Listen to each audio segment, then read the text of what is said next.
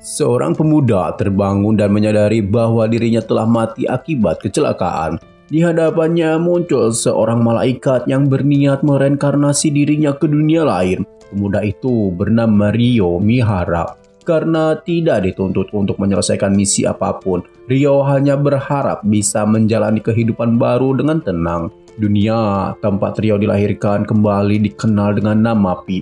Sebuah dunia sihir di mana sekitar 20% penduduknya mampu menggunakan sihir. Elemen yang cocok dengannya adalah elemen air.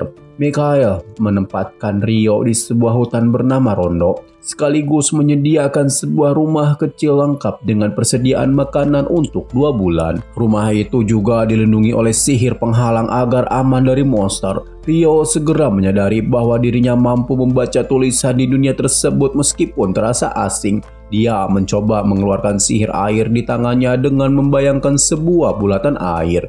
Namun kendalinya masih belum sempurna. Saat dia mencoba membuat air panas untuk mandi, usahanya itu tidak berhasil. Rio kemudian beralih mencoba membuat api dengan cara tradisional. Tetapi setelah berulang kali mencoba, dia menyerah karena tak berhasil menyalakan sebatang kayu pun. Dalam kegelapan, sebuah ide muncul di benaknya. Dia membayangkan air yang dikompresi sambil menyingkirkan panasnya, lalu menghubungkan atom oksigen dan hidrogen antar molekul. Perlahan air itu membeku dan berubah menjadi kaca es yang tak bisa meleleh. Sinar matahari yang memantul dari permukaan kaca kemudian terfokus dan membakar kayu hingga muncul api. Dengan begitu, Rio akhirnya bisa menikmati mandi air hangat. Setelahnya, dia mulai memikirkan cara untuk menjaga persediaan makanan. Dia sadar berburu adalah salah satu jalan yang terbaik. Maka dari itu, dia berlatih mengendalikan sihirnya. Awalnya serangannya terlalu lemah yang bahkan tidak mampu menghancurkan target. Dia pun mencoba mempersempit keluarnya air dan membayangkan semburan tipis berkecepatan tinggi. Meski percobaan pertama gagal, Rio tidak menyerah dan terus mengasah imajinasi serta kontrol sihirnya. Malam itu dia berhasil membalikan proses pembentukan es, memanaskan air hingga bisa kembali mandi.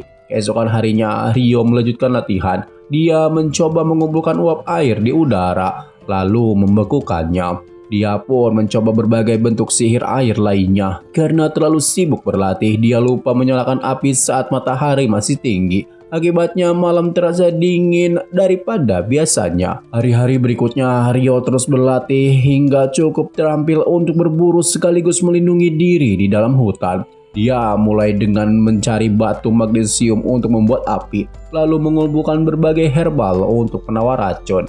Namun, tiba-tiba seekor babi hutan liar mengejarnya. Rio sempat membekuk ketakutan. Dalam momen itu, dia kembali teringat dengan kematiannya akibat tertabrak. Serangan babi itu begitu kuat hingga mampu menumbangkan pohon besar. Nyaris saja nyawanya melayang lagi, namun kali ini dia merendahkan diri. Rio membekukan tanah di hadapan babi itu, membuatnya tergelincir, lalu menusuknya dengan sihir air tajam yang dia bentuk. Setelah selamat, dia pulang dan mempelajari kompendium monster edisi pemula. Dari situ dia baru mengetahui bahwa babi hutan ternyata termasuk monster yang paling lemah. Sedangkan makhluk terkuat di dunia itu adalah naga dan iblis, bukan malaikat jatuh. Hari itu Rio kembali berburu bahan makanan.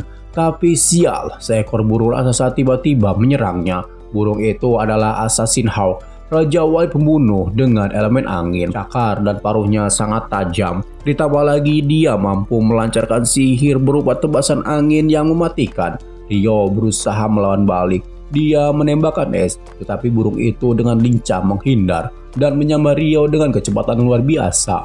Dalam keadaan terdesak, Rio menciptakan sebuah gundukan es di hadapannya. Lalu burung itu menabrak keras hingga matanya terluka.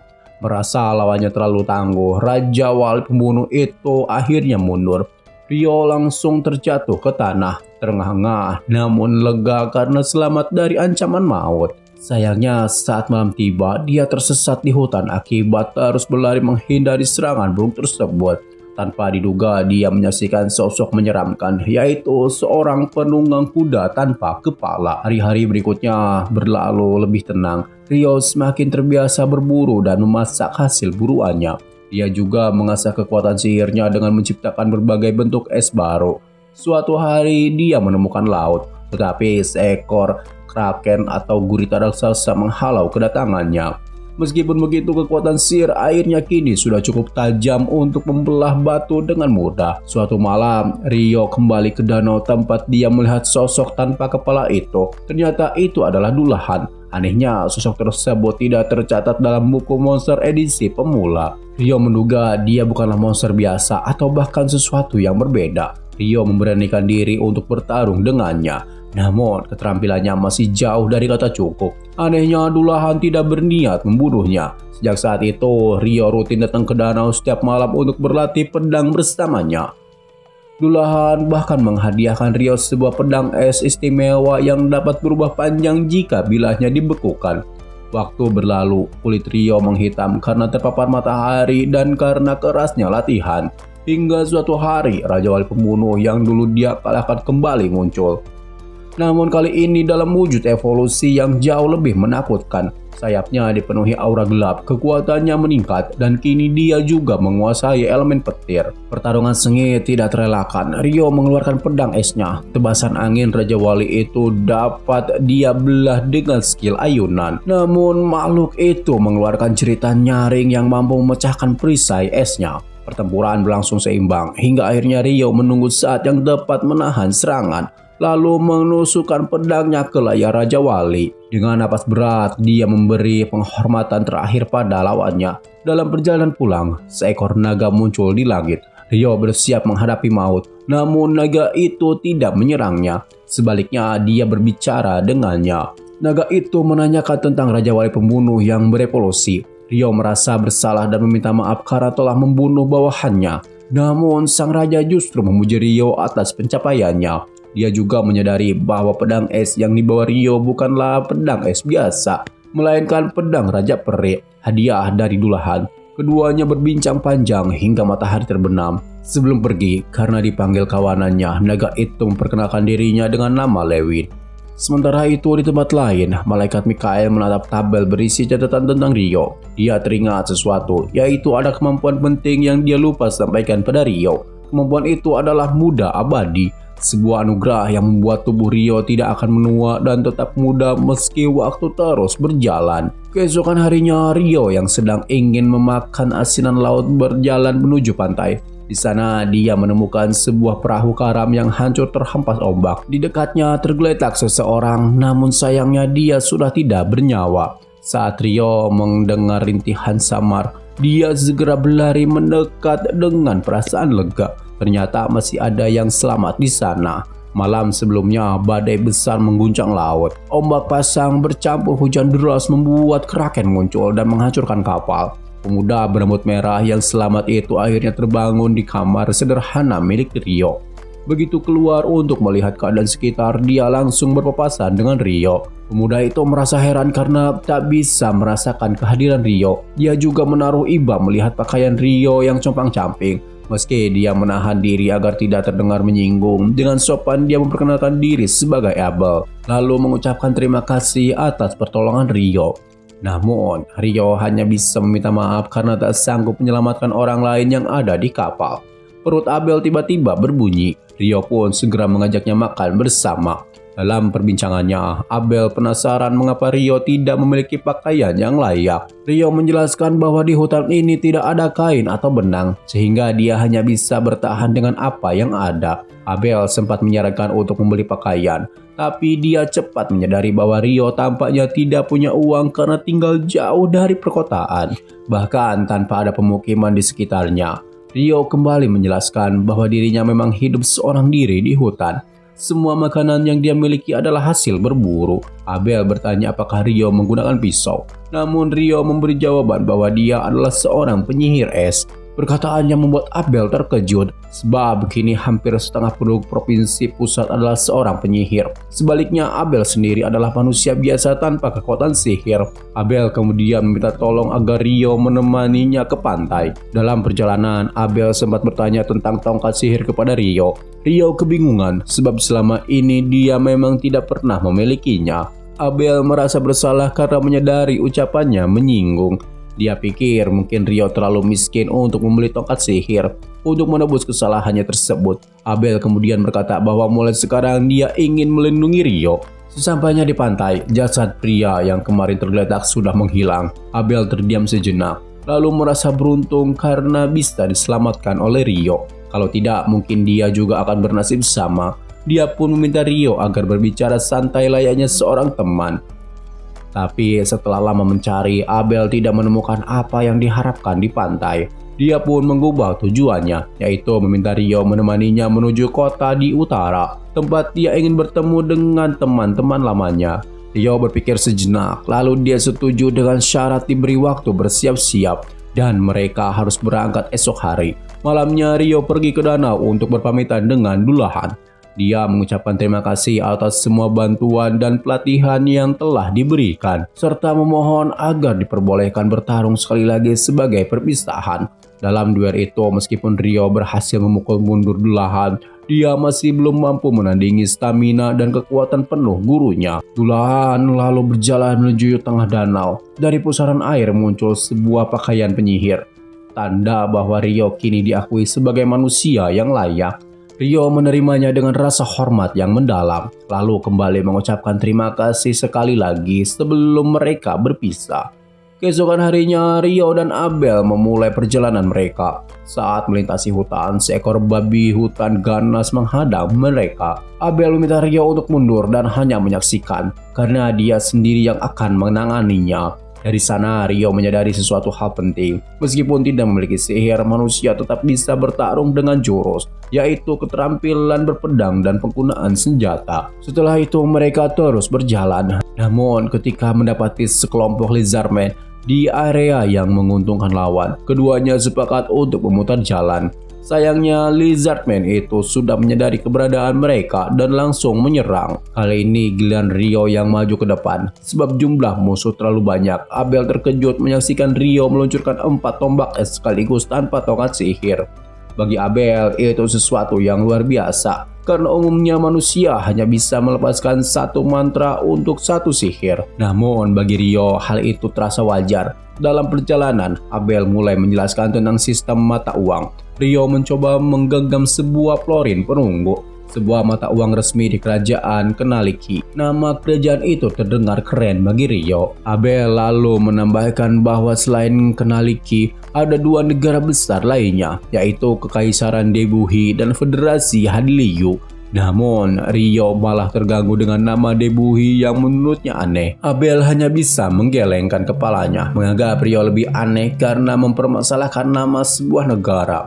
Kemudian percakapan mereka terhenti saat sebuah batu besar tiba-tiba melayang ke arah mereka. Untung saja Abel sigap dan berhasil menangkisnya. Tak lama batu-batu di sekitar mulai menyatu, membentuk golem batu yang langsung mengepung mereka. Abel menyerang dari depan, berusaha mencari kelemahan makhluk itu. Tetapi golem terus beregenerasi. Melihat peluang, Rio mencoba jurus barunya. Dia menciptakan sebuah kotak es raksasa yang menimpa golem yang dihancurkan berkeping-keping. Abel benar-benar terkejut sebab manusia biasa tak mungkin bisa menciptakan material seperti itu. Dalam perjalanan, mereka juga sempat menyaksikan pertarungan sengit antara binatang buas. Malamnya, Abel bercerita tentang adanya dungeon di provinsi pusat. Rio yang penasaran dengan hal-hal baru langsung bersemangat ingin menjelajahi suatu hari nanti. Keesokan harinya, perjalanan dilanjutkan. Mereka hampir sampai di tempat tujuan, hanya perlu menyeberangi gunung di depan sekali lagi. Namun jalan mereka sulit. Di sana tiba-tiba ada seekor griffin yang muncul. Abel panik dan tidak bisa bergerak. Rio segera melemparkan daging yang dia bawa untuk mengalihkan perhatian. Abel tersadar oleh tindakan itu. Spontan dia pun melakukan hal yang sama.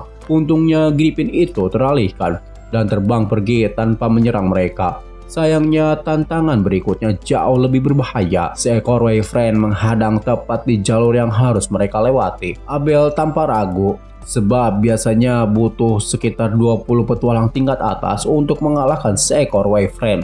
Itu pun dengan kemungkinan korban jiwa. Rio lalu bertanya apakah pertempuran akan lebih mudah jika Wyvern itu bertarung di darat. Abel menjawab hal itu setidaknya memberi peluang lebih besar. Tanpa ragu, Rio meluncurkan hujan tombak es ke arah sayap Wyvern. Abel yang masih ketakutan akhirnya maju untuk membantu. Dalam sekejap, sayap-sayap Wyvern itu terkoyak dan segera membuat mereka jatuh dari langit yang tinggi. Setelah perjuangan keras, mereka pun berhasil mengalahkan kawanan itu, lalu mengumpulkan batu sihir yang dijatuhkan.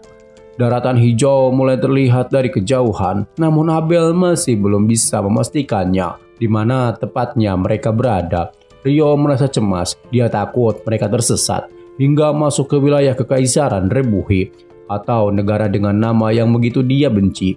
Mendengar itu, Abel hanya menanggapi dengan kebingungan, lalu menenangkan Rio dengan mengatakan bahwa mereka cukup menyusuri jalan hingga mencapai kota Kailadi. Setibanya di sebuah kedai, Abel menyarankan Rio agar mendaftar sebagai petualang.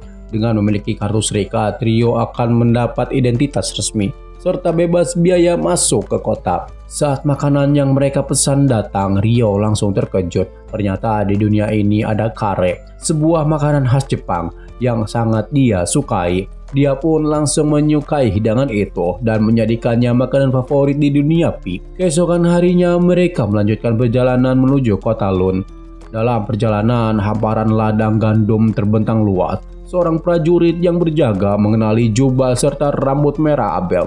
Dia begitu terkejut karena petualang yang sebelumnya dikabarkan hilang kini kembali dengan selamat, bahkan tanpa mengalami luka sedikit pun. Tujuan pertama mereka adalah serikat petualang. Dengan rekomendasi Abel yang sudah berperingkat B, Rio bisa langsung didaftarkan ke peringkat E atau bahkan peringkat D. Peringkat dasar petualang dimulai dari peringkat E lalu meningkat ke atas. Meski begitu, Rio tak terlalu memikirkan masalah uang sebab batu sihir weapon yang mereka bawa nilainya sangat tinggi. Di dalam guild, Abel disambut hangat oleh para anggota. Semua merasa lega karena Abel kembali dengan kondisi baik. Rio hanya tersenyum tipis lalu memilih keluar agar tidak mengganggu pertemuan mereka. Saat berjalan di lorong, seorang elf memperhatikannya. Tampaknya dia mengenali pakaian yang dikenakan Rio, karena itu adalah pakaian khusus pemberian dulahan. Terlebih itu juga merupakan simbol pengakuan dari Raja Elf. Elf itu terlihat sangat cantik, namun karena ada urusan lain dia segera pergi. Tak lama Abel menghampiri Rio dan menariknya masuk kembali ke dalam.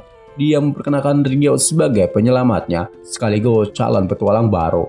Para anggota guild pun mengucapkan terima kasih pada Rio karena telah menyelamatkan Abel. Setelah suasana tenang, Abel dan Rio menuju meja resepsionis. Abel langsung mengajukan rekomendasi agar Rio masuk ke peringkat D.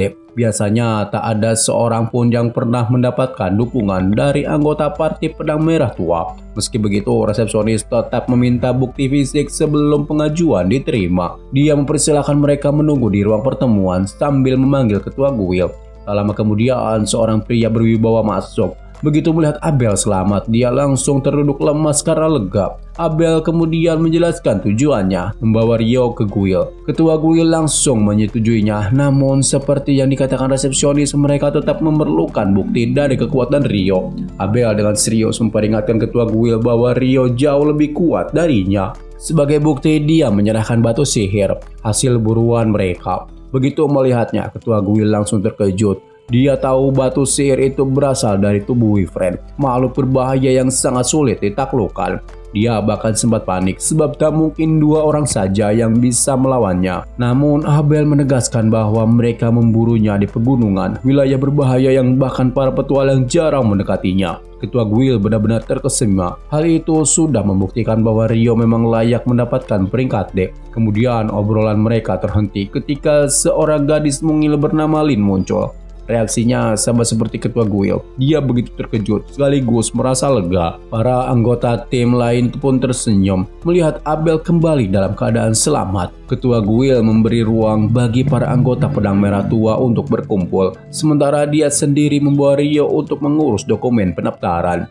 Dalam perjalanan, Rio bertanya apakah dia benar-benar boleh langsung diterima di peringkat D.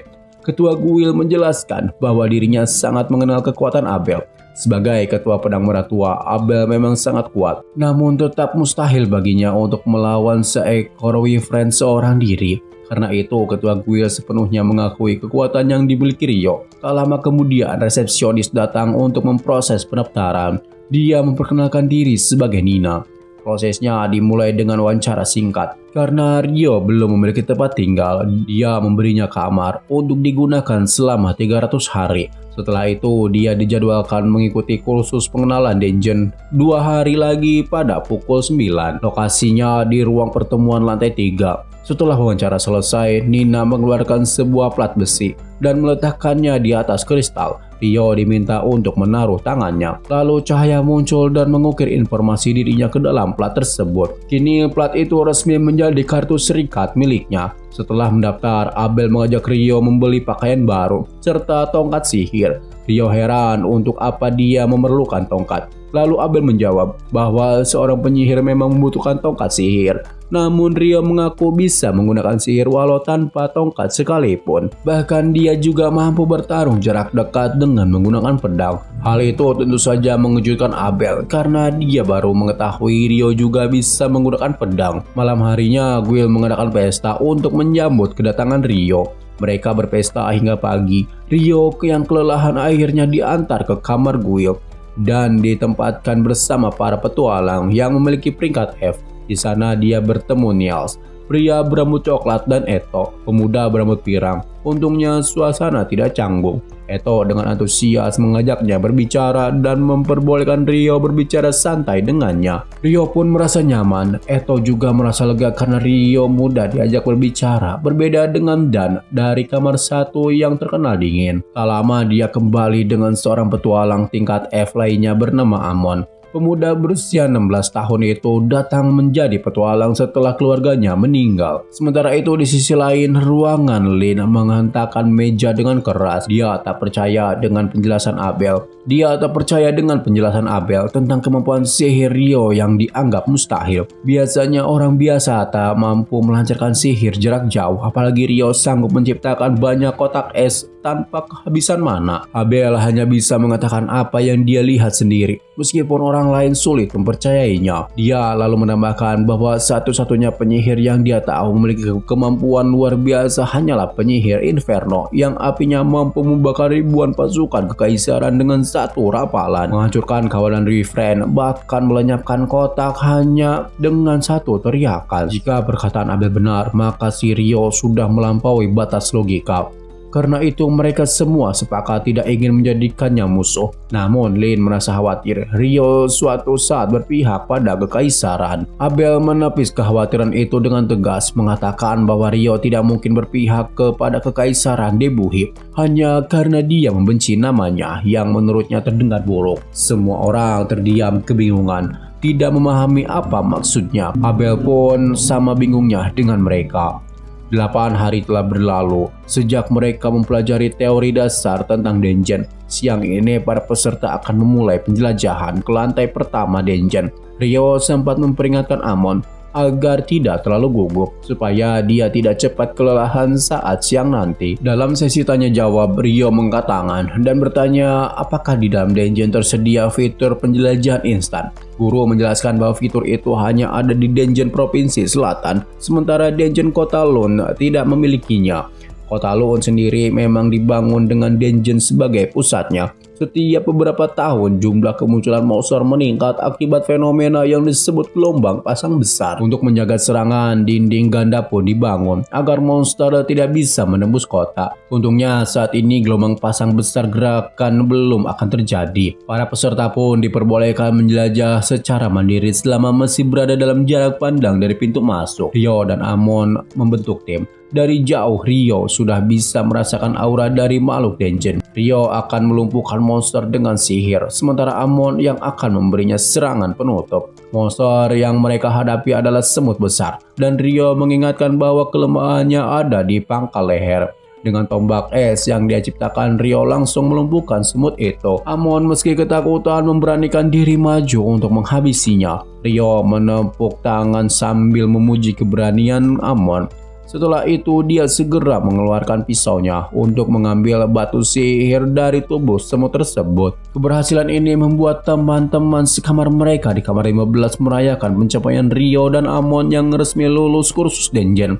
Amon berencana kembali menjelajah Denjen. Rio pun menawarkan diri untuk menemaninya karena dia sendiri berniat menjelajah hingga ke lantai 3. Namun melihat ada semut besar membuat dia merasa ada sesuatu yang aneh. Tiba-tiba Abel muncul dan menjelaskan dengan santai bahwa semut-semut itu menggali terowongan hingga mencapai lantai 1. Kehadirannya mengejutkan para petualang tingkat F. Rio lalu meledek Abel bahwa petualang veteran sepertinya tidak seharusnya menjahili pemula. Namun Abel menjawab bahwa dia hanya ingin memberikan wawasan agar mereka tidak khawatir. Dia bahkan balik meledek Rio yang dianggap memiliki masalah kepribadian. Ternyata Abel kabur dari rekan setimnya yang baru kembali dari misi. Mereka berniat melaporkannya ke Guild, tetapi Abel malah menemui Rio lebih dulu. Akhirnya rekan-rekannya terpaksa menyeret Abel agar tidak kabur lagi. Keesokan harinya Rio dan Amon kembali memasuki Denjen. Kali ini Amon sudah jauh lebih berani. Rio kemudian menyadari bahwa gaya berpedang Amon mirip dengan Abel. Amon pun bercerita bahwa gurunya adalah mantan petualang bernama Carol yang pernah belajar di sekolah pedang besar ibu kota dan gaya berpedang itu dikenal sebagai aliran Huyung. Amon menebak bahwa Rio juga memahami seni berpedang. Namun sebenarnya Rio tidak terlalu paham karena gaya bertarungnya orsinil dan tidak resmi. Keesokan harinya Rio pergi ke perpustakaan untuk mempelajari alkimia. Sayangnya buku-buku yang menarik perhatiannya tidak boleh dibawa pulang, sehingga dia pun berniat mencari cara untuk membelinya. Namun tiba-tiba langit mendadak gelap akibat adanya gerhana matahari. Rio merasakan kejanggalan dan benar saja semburan api tiba-tiba meluncur ke arahnya. Beruntung dia sempat berlindung di waktu yang tepat. Dalam sekejap ruang di sekitarnya berubah. Dia terseret ke dimensi asing hanya berdua dengan seorang iblis. Rio ingin kabur, tapi sayangnya dia tidak menemukan jalan keluar. Dia segera membangun lapisan dinding es untuk menahan ledakan api. Namun iblis itu begitu kuat. Dengan jari telunjuknya dia memadatkan angin yang langsung mengincar jantung Rio. Untung saja baju pemberian Raja Peri Dulahan mampu melindunginya. Iblis itu tanpa mengenali hubungannya dengan Dulahan lalu mengenuskan pedang dan menyerang dengan kecepatan luar biasa. Rio kesulitan untuk bertahan. Puluhan tombak es yang dia ciptakan tak ada yang mengenai sasaran karena iblis itu bebas melayang dengan kendali angin. Terkejut oleh kecepatan sihir Rio, iblis itu sampai menyebutnya sebagai monster. Namun Rio menolak pengakuan dari makhluk gila yang hanya ingin membunuhnya. Meski serangannya tak mampu menembus perisai api dan dinding batu lawannya, Rio akhirnya berhasil melukai iblis itu dengan semburan air bertekanan tinggi. Sayangnya luka itu segera pulih. Saat itu pedang mereka sempat beradu, tetapi malah membuat Rio terpental. Saat iblis itu mengeluarkan api lagi, hujan deras mendadak turun. Tetes-tetes air berubah menjadi uap panas di kulitnya, memaksanya menutupi diri dengan perisai tanah. Walau sempat tertawa puas, iblis itu menyadari bahwa waktunya telah habis. Sebelum pergi, dia memperkenalkan diri sebagai Leonor Uraka. Dia mengakui Rio berbahaya karena bisa menebak identitasnya dan berjanji akan kembali setelah menjadi lebih kuat dengan tujuan membunuh Rio. Setelah pertarungan itu, Rio kembali ke dunia nyata. Dia mendapati teman-temannya sedang dirundung sekelompok siswa. Tanpa banyak bicara, menjatuhkan mereka satu persatu hingga hanya menyisakan pemimpinnya. Rio lalu memberikan potion kepada Eto agar bisa menyembuhkan teman-temannya. Saat mereka mandi bersama untuk beristirahat, Eto memperhatikan pundak Rio yang terluka akibat serangan Leonor. Dia langsung menyembuhkannya. Tetapi Rio memilih merahasiakan detail pertarungan tadi agar mereka tidak panik. Niels, Eto, dan Amon melakukan penjelajahan Denjen untuk mencari batu sihir yang bisa ditukar dengan uang. Namun ada sesuatu yang aneh. Goblin terlihat muncul di lantai 5, padahal biasanya mereka hanya muncul di lantai yang lebih dalam. Merasa tidak ada yang beres, Neil memutuskan untuk segera kembali.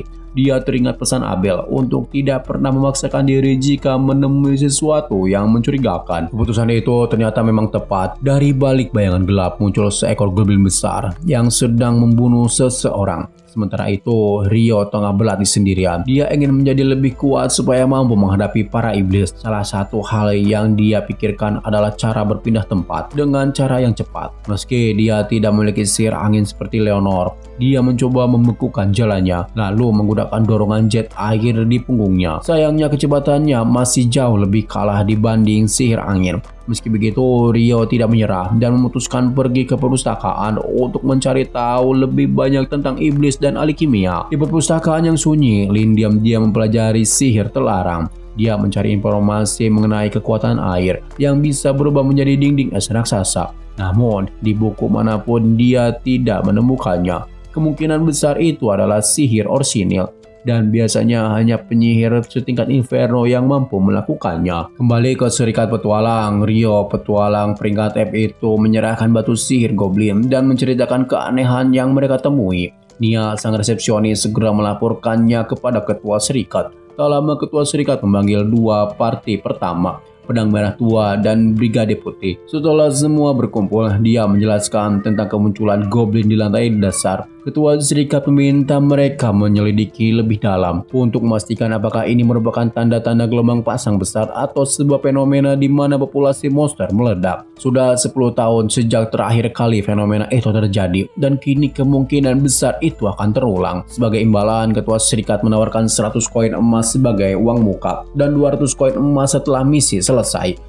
Dia pun meminta kedua parti itu bersiap-siap pada besok pagi. Tanpa ragu, baik Pedang Merah Tua maupun Brigade Putih setuju menerima permintaan tersebut. Besok paginya, Rio sudah bangun lebih awal dan bersiap pergi ke perpustakaan. Teman sekamarnya yang baru saja bangun menyapa Rio dan menanyakan apa rencananya untuk hari ini. Rio menjawab bahwa dia berniat mencari buku di bagian utara perpustakaan yang belum pernah dia kunjungi. Lalu dia balik bertanya apakah mereka akan pergi ke dungeon hari ini. Dengan semangat, Nelson menganggukkan kepala. Namun mereka belum mengetahui bahwa dungeon sedang ditutup sementara. Pada saat yang sama, para petualang tingkat tinggi tengah bersiap memasuki dungeon untuk memeriksa tanda-tanda gelombang pasang besar. Ketika semua sudah siap, ketua serikat hendak membuka pintu dungeon, tetapi Abel menghentikannya karena merasakan firasat buruk. Dia meminta Lin untuk menggunakan sihir angin guna memindai lantai pertama. Lin pun merapal mantra dan segera merasakan ratusan reaksi berbahaya di sekitar pintu masuk.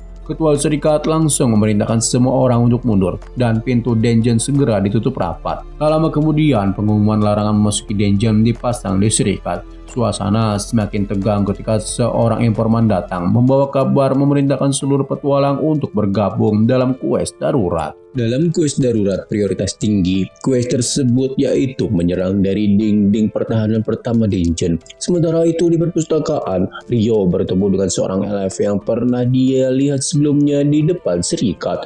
Mereka pun berkenalan. Elf itu memperkenalkan diri sebagai Sarah. Dia bertanya tujuan Rio datang ke perpustakaan. Sebenarnya Rio ingin mencari informasi tentang iblis, tetapi dia tidak bisa mengatakan begitu saja. Sebagai gantinya, dia menjawab sedang mencari buku alkimia tentang cara menggerakkan golem. Karena sudah hafal hampir semua liter koleksi buku, Sarah menunjukkan jalan menuju rak yang berisi buku-buku tentang golem. Fakta menarik pun terungkap. Sarah adalah satu-satunya elf di kota ini. Sama seperti yang pernah disebut Abel, dia meninggalkan hutan dan memilih hidup sebagai petualang. Kini dia merasa beruntung karena bisa bertemu Rio. Di dinding pertahanan pertama, para petualang tingkat tinggi sudah bersiap menghadapi gelombang serangan. Tiba-tiba pintu dungeon hancur dihadap para goblin. Ketua serikat memerintahkan serangan jarak jauh, yaitu panah dan sihir api ditembakkan tanpa henti. Bala bantuan kesatria wilayah pun datang. Namun jumlah goblin kali ini jauh lebih banyak dibanding gelombang pasang sebelumnya. Pertempuran sengit pun pecah. Abel mengingatkan Lin agar menghemat mana. Meski sebenarnya dia berharap Lin mampu mengeluarkan sihir besar seperti Rio. Lin langsung marah karena itu hal mustahil baginya.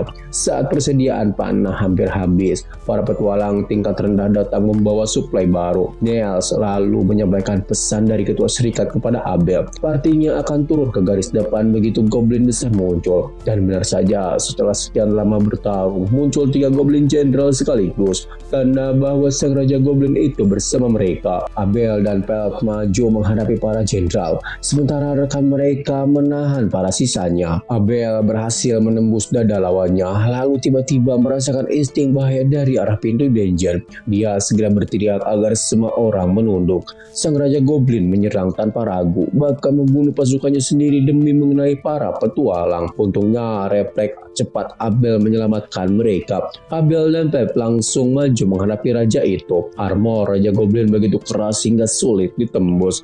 Namun dengan usaha keras, Abel pun berhasil menusukkan pedangnya ke dada sang raja. Meski begitu, makhluk itu belum mati. Abel selalu mempercayakan serangan terakhir pada Lyn.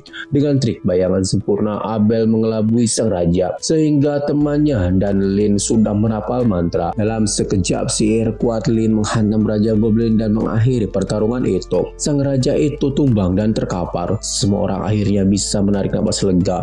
Rio terkejut melihat para petualang yang sedang berpesta. Dia tidak tahu bahwa hari itu baru saja terjadi gelombang pasaran besar. Berbeda dengan para petualang yang bisa merayakan kemenangan, Ketua Serikat belum bisa bernapas lega. Masih banyak hal yang harus diurus, terutama kedatangan para peneliti dari ibu kota kerajaan. Meskipun dungeon dipastikan tutup selama sebulan, di lobi Serikat, Nels menceritakan pertempuran sebelumnya dengan penuh semangat. Menurutnya, tokoh utama dalam pertempuran melawan Goblin adalah Abel, yang bahkan sempat menjelaskan teknik bayangan sempurna miliknya, kemampuan untuk menghindari serangan sihir dengan presisi. Namun, perhatian Lyn justru tertuju pada Rio. Dia bertanya apakah benar Rio bisa menciptakan dinding es di udara. Rio menjawab santai bahwa dia memang bisa melakukannya, bahkan hingga jarak 40 meter. Lyn terkejut karena menurutnya kemampuan itu mustahil dilakukan oleh orang biasa. Dia pun menyimpulkan bahwa sihir milik Rio benar-benar di luar nalar. Abel yang sudah terbiasa dengan sikap Rio hanya tersenyum kecil. Dia tahu betul bahwa Rio sebenarnya tidak memerlukan mantra sama sekali. Beberapa hari berlalu, Rio, petualang peringkat D, kebingungan karena tidak ada permintaan pekerjaan. Para klien menarik quest mereka akibat ditutupnya dungeon. Sementara itu, Rio juga kesulitan karena tidak bisa menemukan biji tembaga sihir untuk latihan alkimia. Dia pun menawarkan quest pribadi kepada dia tersebut. Misi itu adalah mencari biji tembaga sihir di dungeon. Sebagai imbalan, dia berjanji akan membayar 4 koin emas meskipun hasilnya sedikit. Bila mereka berhasil menemukan biji tembaga sihir, bayarannya akan dihargai 25 koin emas per biji. Dengan satu syarat, mereka harus kembali dengan selamat. Dengan mempertimbangkan harga pasar di ibu kota, jelas tawaran Rio jauh lebih menguntungkan. Ia pun menerimanya dengan senang hati.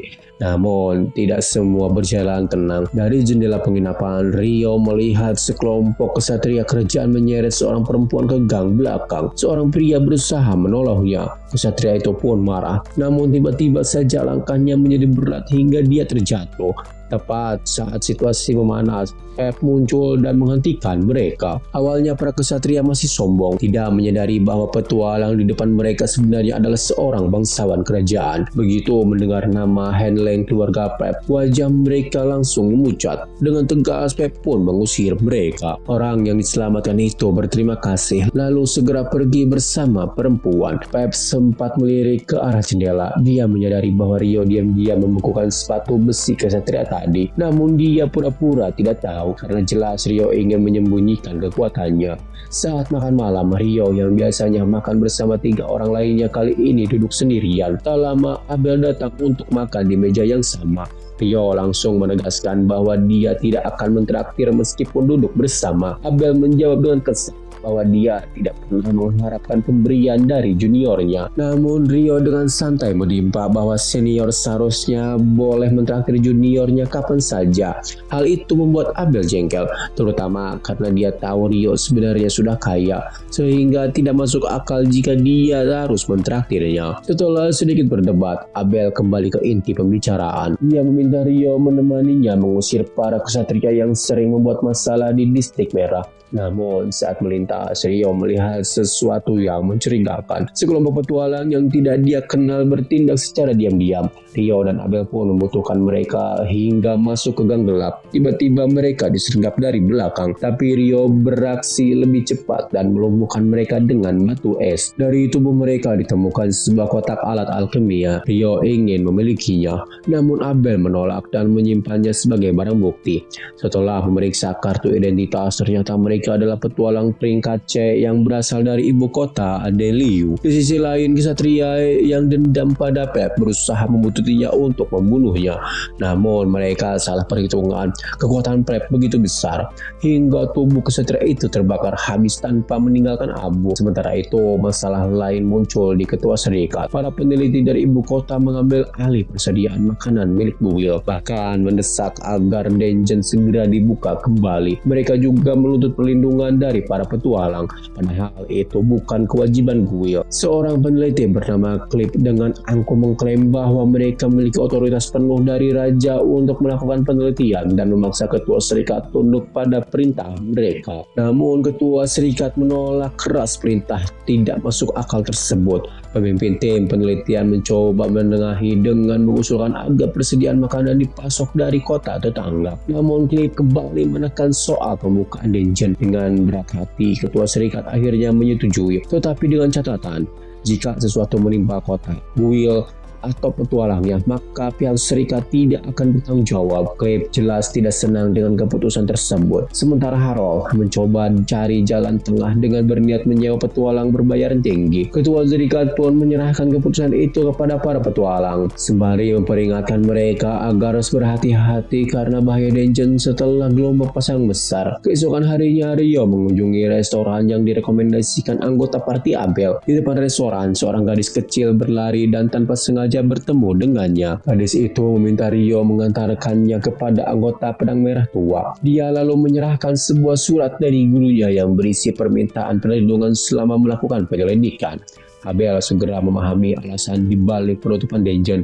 Dia teringat beberapa tahun lalu sekelompok petualang tingkat A pernah masuk ke dungeon setelah gelombang pasang. Namun tak satu pun mereka kembali. Sebelum pergi, Rio berpamitan. Gadis itu memperkenalkan diri sebagai Natalie. Mendengar apa itu, Lin penasaran apakah dia pernah mendengar sihir untuk menciptakan dinding es dari jarak jauh. Natalie mengaku tidak pernah mendengarnya. Lalu balik bertanya apakah sihir semacam itu sungguh ada. Dia pun menjelaskan bahwa orang yang mengantarnya tadi, yaitu Rio, adalah penggunanya. Abel lalu memanfaatkan kesempatan ini untuk menegaskan kepada teman-temannya agar tidak macam-macam dengan Rio. Menurutnya, sekalipun mereka melawannya bersama, mereka tetap tidak sebanding dengannya. Abel bahkan meminta Natalie jika suatu saat ada situasi darurat, agar dia mempercayakan keselamatannya kepada Rio. 3 hari kemudian, kelompok itu sudah berada di lantai ke-7 dungeon.